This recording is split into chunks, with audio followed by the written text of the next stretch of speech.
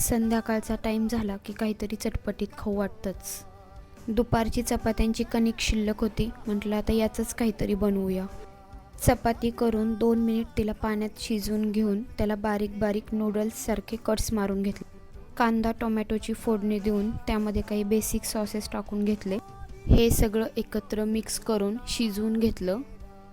माझ्याकडे पिझ्झा बनवण्यासाठी जे सॉस होते तेच मी यामध्ये टाकले आहेत। नंतर जे चपातीला कट्स मारून घेतले होते ते सगळं या मिश्रणात टाकून दिलं। सगळं एकत्र शिजवून घेतल्यानंतर नूडल्ससारखीच टेस्ट असणारी हेल्दी अशी डिश तयार झाली होती। नंतर आम्ही गेलो होतो नगरमधले आरस बघायला। नगरमध्ये बघण्यासारखे खूप ठिकाणी अगदी सुंदर असे देखावे होते।